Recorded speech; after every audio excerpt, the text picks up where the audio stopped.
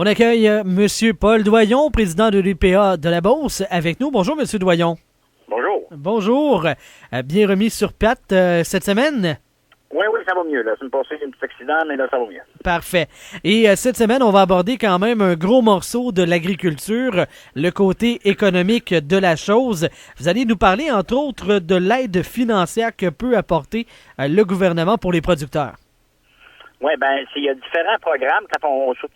Maintenant, les programmes sont tous regroupés par l'entremise de la financière agricole. Où est-ce que c'est qu'il y a 3 niveaux d'intervention, c'est-à-dire le financement, où est-ce que la financière agricole peut prêter de l'argent à des producteurs pour certains projets, et puis le côté assurance récolte, où ce qui assure les récoltes, comme tu assures un auto pour les accidents, et puis l'autre modèle, c'est l'assurance stabilisation, où c'est un système que les producteurs mettent de l'argent dans un pot, comme on dit, et puis le gouvernement en met aussi, et puis ça vient intervenir quand il y a des crises au niveau du prix, tant dans les céréales, le porc, le bovin de boucherie.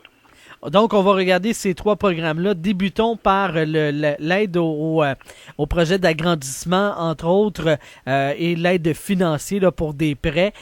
Pourquoi on est obligé d'avoir ça? C'est-tu parce que les institutions financières sont frileuses?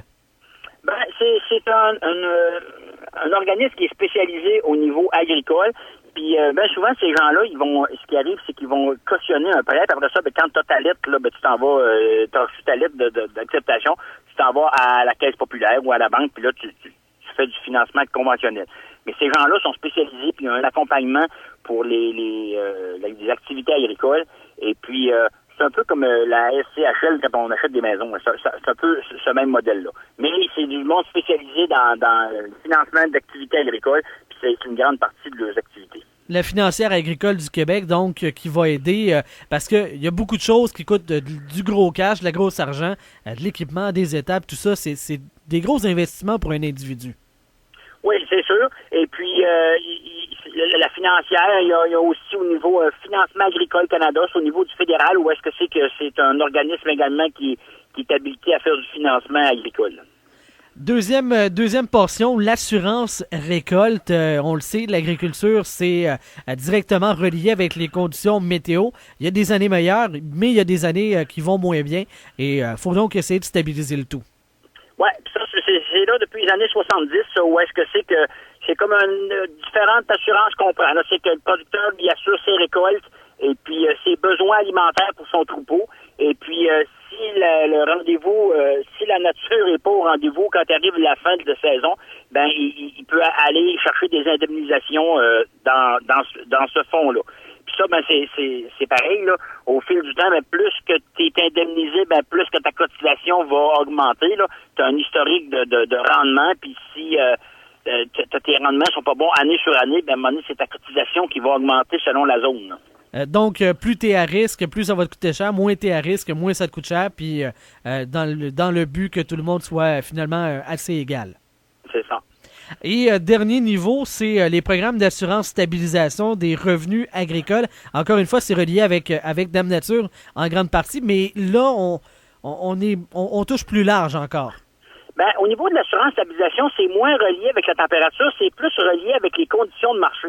Quand, mettons que vous êtes un producteur de porc et puis le marché qui est nord-américain, les prix sont moins bons une année et puis le coût des intrants, le coût de production est trop élevé, l'assurance stabilisation va intervenir sur ta ferme pour pallier ce qui manque. Les années donc on appelle les années de vache grasse, parce que les années ça va bien, le producteur il réinvestit dans le fond, et puis ça, au fil des années, là, comme exemple, au niveau des céréales, là, il y a été plusieurs années où le fonds intervenait chez les producteurs parce que le coût de production était trop élevé par rapport au prix du marché.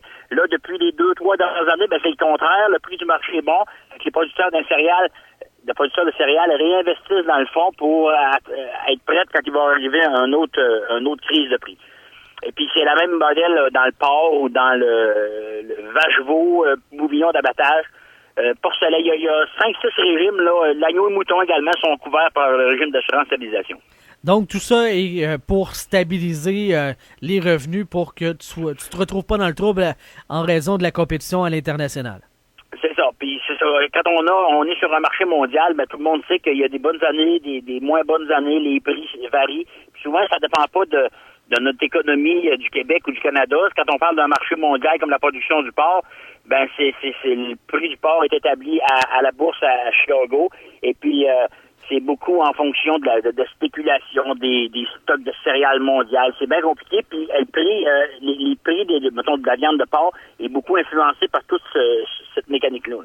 Et une des autres notions, c'est qu'il y a certains pays que les règles ne sont pas aussi strictes qu'ici, et donc la production de masse est peut-être plus facile.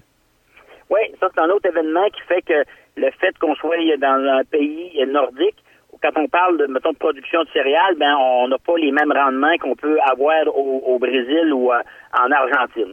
Mais je pense que ça, si le gouvernement, si les payeurs de taxes investissent dans des programmes d'assurance stabilisation, c'est un peu tout le monde qui en profite. Quand on prend, par exemple, au niveau de la production porcine, ben où est-ce que c'est qu'en Amérique du Sud, là, t'as pas besoin d'avoir des bâtiments isolés, t'as pas de chauffage à faire l'hiver. Ben, mais quand même, si le gouvernement, les concitoyens investissent dans le fonds d'assurance, ben ça permet qu'il y a des usines comme Olimel à Vallée-Jonction qui puissent créer de l'emploi, créer de la richesse dans notre coin de pays. Là. On pourrait bien dire, ben là, c'est nordique, le Québec, et puis ça va être plus économique de faire ça en Amérique du Sud, là, mais on peut pas tout vivre en Amérique du Sud, là. C'est toutes les entreprises connexes aussi qui sont reliées à cette économie-là qui seraient touchées. Absolument. Merci beaucoup, M. Doyon. Encore une fois, très intéressant cette semaine. Je vous remercie. Au revoir. C'était M. Paul Doyon, président de l'UPA de la Beauce, pour leur chronique hebdomadaire sur les ondes de Passion FM.